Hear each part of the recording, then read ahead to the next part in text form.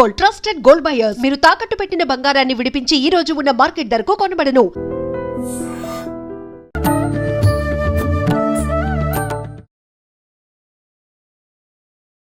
నమస్కారం, welcome to I dream. ధర్మ మార్గం విత్ విజిత కార్యక్రమానికి స్వాగతం. ప్రస్తుతం మనతో పాటు ఉన్నారు దివ్య విశ్వశక్తి పరివార ప్రచారకులు స్వామి ఓం స్వరూప్ గారు. ఇప్పుడు వారితో మాట్లాడి మనకున్న సందేహాలన్నింటినీ కూడా నివృత్తి చేసుకునే ప్రయత్నం చేద్దాం. నమస్కారం అండి. దివ్య శక్తి స్వరూపులందరికీ నా దివ్య ఆశీస్సులు.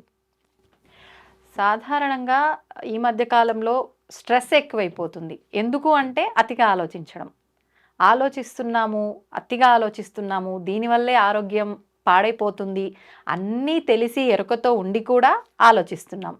అంటే ఈ ఆలోచనని మనం ఎంత వదిలేద్దామన్నా వదిలేయలేకపోతున్నాము. అంటే మన కర్మకి దీనికి ఏమైనా సంబంధం ఉందా? ఈ ఆలోచనని ఎలా అదుపు చేసుకోగలము? చాలా విశేషమైనటువంటి ప్రశ్న ఇది. అందరికీ అవసరము, తెలుసుకోవాలి ప్రజలందరూ కూడాను. ఆలోచన అనేటువంటిది మానవ సృష్టి ఉన్నప్పటి నుంచి ఉంది. అది డీటెయిల్డ్గా చెప్దామనే ఉద్దేశంతో మొదలు దగ్గర నుంచి మనం వెళ్తున్నాం. అలాగే ఆలోచన లేకుండా ఈ సృష్టి జరగలేదు. బ్రహ్మదేవుడు తన ఆలోచన ద్వారా సంకల్పం, ఆలోచన అంటే సంస్కృతం వాళ్ళు వాడే భాష, సంకల్పం ఆయన చేస్తేనే ఈ యొక్క విశ్వ సృష్టి మొదలైంది. అంటే ఇక్కడ థాట్, అవును, ఆ బ్రహ్మగారి థాటు, సంకల్పం ఇవన్నీ ఒకటే. 200 కోట్లకి 1 కోటి 2 కోట్ల తేడాలో 200 కోట్ల సంవత్సరాలు దరిదాపు క్రితం ఈ సృష్టి మొదలైంది. మనం ఉండే సృష్టి.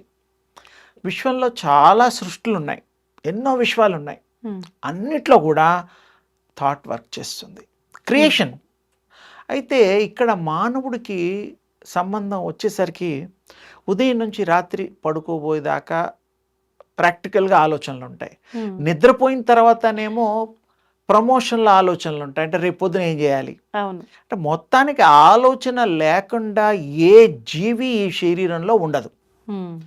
మా యోగం ద్వారా ఆలోచనలు తగ్గించి స్ట్రెస్సు, తర్వాత భారం తగ్గించడం కోసం, ఆలోచనని పర్వాన్ని స్లో చేయడం కోసం యోగ పద్ధతులు, మన విశ్వ శక్తికి సంబంధించినటువంటి విశ్వంలో దాగిన మొత్తం విశ్వశక్తి అంతా ఒకటే. మనం కూడా విశ్వశక్తికి సంబంధించిన వాళ్ళమే. అందుకని మనని, తల్లిని, బిడ్డని వేరు చేయడానికి ఎవరికి మరి అధికారము లేదు, ఆస్కారము లేదు. ఆ మహావిశ్వంలోంచి వచ్చిందే ఈ యొక్క శరీరంలో ధారణ చేసినటువంటి ఈ యొక్క ఆత్మ. అది విశ్వాత్మ, ఇది మానవాత్మ. ఈ రెండు ఒకటే. కానీ కొన్ని కారణాల వల్ల ఇలా విడిగా రావడం, అనుభవాల కోసం అది రావడం జరిగింది. ఎన్నో జన్మలు ఎత్తుండొచ్చు ఇప్పటి వరకు. అవన్నీ ఆత్మకు గుర్తుంటాయి, వచ్చేటప్పుడు గుర్తుంటాయి, తల్లి గర్భంలో ఉండేప్పుడు గుర్తుంటాయి. ప్రసవించిన తర్వాత మాత్రం అది ఆ జ్ఞప్తంతా పోతుంది. ఎందుకు పోతుందంటే ఈ మానవ దేహంలో ధరించినందుకు గర్భంలో ఉన్నప్పుడు కూడా సోల్కి ఆ పవర్స్ ఉంటాయి. ఈ భూకక్షలోకి వచ్చిన తర్వాత, భూ పతనం అయిన తర్వాత, భూమి మీద ఫస్ట్ బేబీ వచ్చిన తర్వాత పూర్వజన్మదంతా ఉంటుంది, కానీ గుర్తుకు రాదు. అది ఎక్కడ పోతుంది? అది ఆల్రెడీ రికార్డెడ్, అది లైవ్ రికార్డెడ్ అది. అయితే అప్పుడు మానవులు అందుకోసం యోగం చేసి, సాధన చేసి, తర్వాత మరి మంత్ర దీక్షలు ఇవన్నీ చేసి ఆ యొక్క యూనివర్సల్ కీ థాట్తో విశ్వాన్ని, ఆ శక్తిని ఓపెన్ చేసుకొని స్వీకరించడానికి ఈ సాధనలు. చాలా సింపుల్గా చెప్పాను.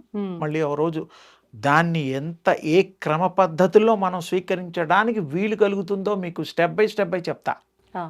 అయితే ఈరోజు విశేషంగా ఆ థాట్ అలా రూపం తీసుకుంటుంది. థాట్కి షేప్ తీసుకునే శక్తి కూడా ఉంటుంది, ఆకారం.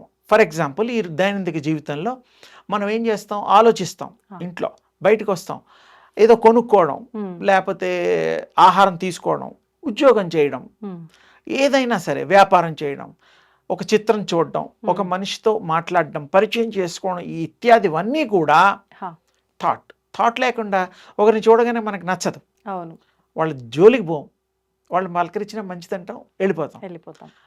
థాట్ విల్ డిసైడ్ మీకేం కావాలో, అంత శక్తి ఉంటుంది. కొంతమంది బాగా నచ్చుతారు, కొంతమంది జీవితంలో వీళ్ళని వదలదు అనిపిస్తుంది, నచ్చడంలో పరాకాష్ట.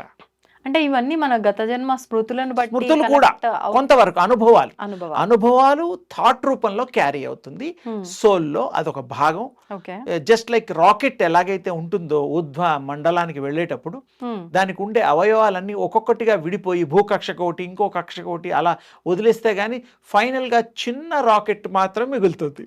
అది మనం చూస్తూ ఉంటాం, అప్పుడప్పుడు టీవీలో చూపిస్తాం కదా, అలాగే భూకక్ష ఎలాగో అలా ఇక్కడ కూడా ఆత్మ కూడా పోయిన జన్మలో సోల్ అనుభవాలు కూడా క్యారీ అవుతాయి. మంచి క్యారీ అవుతుంది, పుణ్యం క్యారీ అవుతుంది, చెడు కూడా క్యారీ అవుతుంది. కానీ అనుభవంలోకి పోవాలంటే అవి అనుభవించాల్సిందే. చెడు థాట్స్ని నిరోధించడం వద్దు, మనకి బ్యాడ్ అయినది వద్దే వద్దు. మంచి జ్ఞానం, విజ్ఞానం, పరాజ్ఞానం ఉందిగా, విశ్వశక్తి కనెక్ట్ అయినప్పుడు పరాజ్ఞానం వచ్చేస్తుంది. పరాజ్ఞానం అంటే అంటే ఈ శక్తి ఈ జ్ఞానాలు కావు, అది అద్వితీయమైనటువంటి అనంతమైనటువంటి విశ్వ జ్ఞానం, విశ్వ నేత్రంతో చూడబడేటువంటిది. అది ఈ మామూలు ఈ కళ్ళతో అది అర్థం కాదు. ఈ కళ్ళకి 10 అడుగులు 20 అడుగులు 1 కిలోమీటర్, ఆ తర్వాత ఏముందో తెలియదు. కళ్ళు మూసుకుంటే ఆ విశ్వనేత్రం ఓపెన్ అవుతుంది. ఇప్పుడు అంటే ఎక్కువ సాధన చేసిన వాళ్ళకి, ఇవన్నీ యోగులకి అర్థమవుతుందేమో కదా అమ్మా, పెద్ద పెద్ద యోగులు ఎక్కువగా సాధన చేసే వాళ్ళకి అర్థమవుతుందేమో కదా, అంటే మనలాంటి వాళ్ళకి అర్థం కాదు అని అన్నారు కదా, సామాన్యులకి. తప్పకుండా వాళ్ళకు స్థితి వస్తుంది, ఒక ప్రయాణం వస్తుంది, వాళ్ళకి ఇహపరాలు ముందు వెనక అన్నీ తెలిసిపోతాయి, స్కాన్ చేయగలుగుతారు మనని. ఆ శక్తి కలిగిన వాళ్ళు మాత్రమే, పొందిన వాళ్ళు మాత్రమే. ఇంకోటి ఏమిటంటే మానవులకి అవతారాలు ఈ 200 కోట్ల సంవత్సరాల్లో ఎన్నో అవతారాలు ఎత్తారు. ఒక లెక్క ప్రకారం 84 లక్షల జీవరాశులు అన్నా, ఆ తర్వాతే మనుష్య జన్మ వస్తుందని చెప్పినా, కానీ ఇక్కడ దేవుళ్ళు అంతటా వ్యాప్తి శక్తి రూపంలో అయ్యారు, శక్తి స్వరూపంలో అయ్యారు, ఎనర్జీ రూపంలో అయ్యారు, కాస్మిక్ ఎనర్జీ రూపంలో. దేవుళ్ళు మాత్రం 9టికే ఆపారు.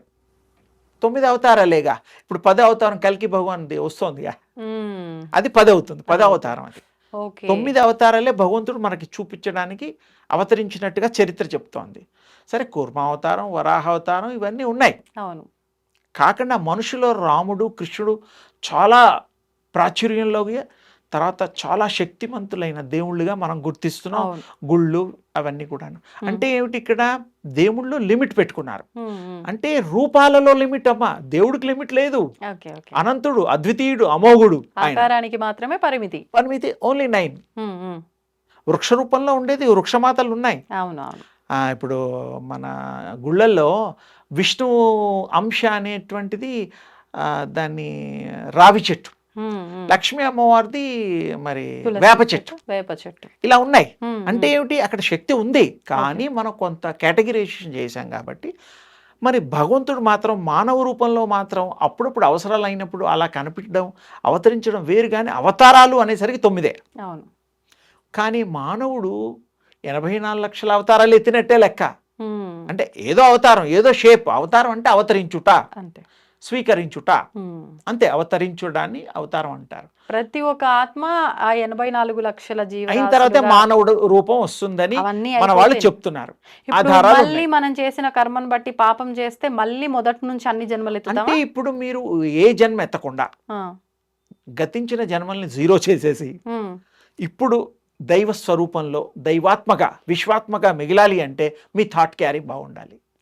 మంచి థాట్ ఏంటి, నేనే శక్తిని, శక్తి స్వరూపాన్ని నేనే, ఆ శక్తిని ఈ శక్తి అంతా ఒక్కటే, సర్వం ఏకమయం, సర్వాత్మనః ఏకాత్మనః అనే భావంతో, థాట్తో గనక వాడు ధ్యాన స్థితిలో కానీ అనుకోవడం కానీ తన్ను తాను తెలుసుకోవడం కానీ ప్రయత్నం చేస్తే, ఎలాగైతే మనకి ఉదయం పూట సూర్యుడి యొక్క కరుణ పొందడం కోసం మనం ఏం చేసాం, సూర్యోపాసన చక్కగా దేవుళ్ళందరూ చేసినవే నేను కొంచెం ఈ కాలానికి పనికొచ్చేటట్టుగా షార్ట్ కట్లో తొందరగా సిద్ధి పొందడానికి 20 సెకండ్స్ 10 సెకండ్స్ ఒకసారి చూస్తే చాలమ్మా.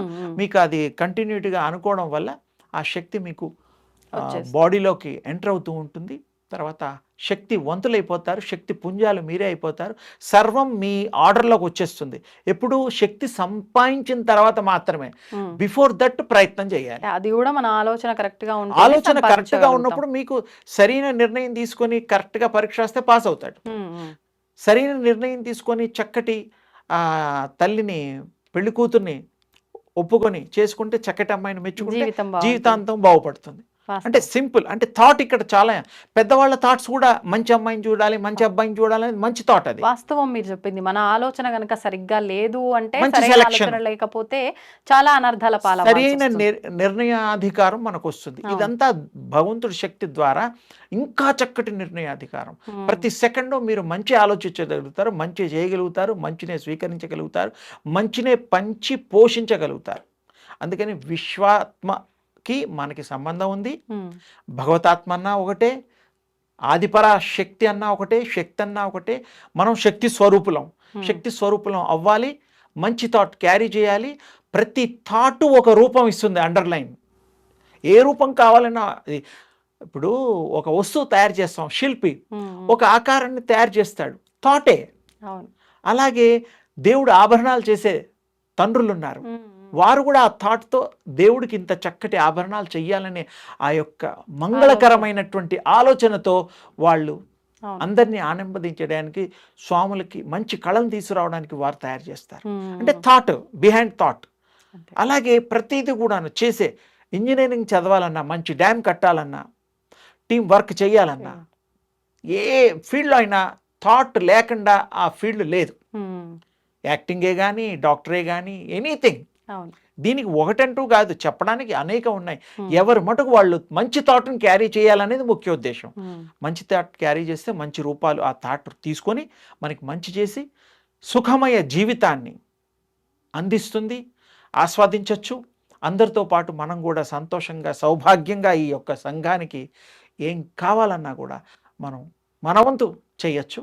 ఇలాంటి చక్కటి విశేషమైన థాట్ గురించి మా విజయమ్మ తల్లి మంచి ప్రపోజ్, చక్కటి వేదిక. ఈరోజు థాట్ గురించి చాలామంది ఎన్నో రకాలుగా చెప్పుండొచ్చు, కానీ థాట్లో ఇన్ని రకాలుగా ఉంది. ఇంకోటి ఇలాగే ఇంకోసారి కూడా థాట్ 2 కంటిన్యూ చేద్దాం. అది ఇంకా డీటెయిల్స్ చెప్తాను పార్ట్ 2లో ఇలాగా. సో తప్పకుండా నేను దాంట్లో మళ్ళీ నువ్వే చెయ్యి, నీతోటే ఈ విషయాలన్నీ చెప్తాను. చాలా విశేషంగా చేద్దాం. నెక్స్ట్ థాట్ ఇంకా ఏమేం చేయగలుగుతుంది, ఎలా ప్రయాణిస్తుంది. ఇప్పటికే చెప్పాను 200 కోట్ల దరిదాపు నుంచి అని, చాలా డీటెయిల్స్ ఇచ్చాను. ఆ సంకల్పం, థాట్ ఒకటి, ఆలోచన ఒకటి, ఈ 3 ఒక లైన్లో గుర్తించండి. రూపాలు అవే తీసుకుంటుంది. అన్ని సరైన మార్గంలో పెట్టండి. అంతే. బ్రహ్మాండంగా మీరు అదృష్టవంతులంటే ఎవరో గారు మీరే. అంతే. ఇది చేసేవాళ్లే, చెయ్యని వాళ్ళు కూడా ప్రయత్నం చేసి ఈ అదృష్టాన్ని పొందండి. అంతే. అది అంటే మళ్ళీ మనం పెద్ద ఖర్చు పెట్టాల్సింది కూడా ఏం లేదు. ఏమీ లేదు కదమ్మా. సూర్యోపాసన చేయడం, శక్తిని సంపాదించడం, 10 సెకండ్ 20 సెకండ్ ఒక్కసారి, రోజు కూడా చేయక్కర్లా, కానీ ప్రాక్టీస్ మాత్రం ఇన్సైడ్ డైలీ చేయాలి. అది సక్సెస్ఫుల్గా. ఇప్పుడు ఎన్నో ఇష్టమైన పనులు చేయడానికి ఎంత కష్టపడుతున్నారు, అంత కష్టం కూడా ఉందా ఇందులో? లేదు. ఏదైనా ఊరు వెళ్ళాలంటే ట్రైన్ 8 గంటలు 10 గంటలు వెళ్ళాలి. ఫ్లైట్ అయితే మరి యూఎస్ఏకి వెళ్ళాలంటే 20 గంటలు చిల్లర ఎంతో ఉంది. మరి అంత ప్రయాణం కూడా లేదుగా. మీరు మనస్సుని కంట్రోల్లో పెట్టండి, మంచి థాట్తో మీకు మీరు ప్రజెంటేషన్ చేసుకోండి. అంతే. తప్పకుండా మీరు శక్తివంతులు అవుతారు, సాధిస్తారు, సాధనా శూరులు అవుతారు. ఇది మీ అందరికీ జయం కలగాలని, శుభం కలగాలని మనస్ఫూర్తిగా ఆ విశ్వశక్తి మీ యందు పారి ప్రవహించి పొంగి పొరలిపోవాలని. అబ్బా, ఇది బాగుంది. దివ్యాశిష్యులు తల్లి. సంతోషం అండి. చాలా మంచి విషయాలు, చక్కటి వివరణ ఇచ్చారు. ధన్యవాదాలు అమ్మా. తవ్వుతున్న శివలింగం సరే, దాన్ని అట్లా కప్పేసేయండి, చూపించదండి. మూర్తి పూజ కాదు, సాక్షాత్ బ్రజేంద్ర నందన భగవాన్ ఉన్నారు మూర్తిలో. ఏమీ ఆశించకుండా ఆరాధించే వాళ్ళు కూడా ఉన్నారా ప్రభుజీ? నిజమైన భక్తి అంటే మనకు తెలియదు.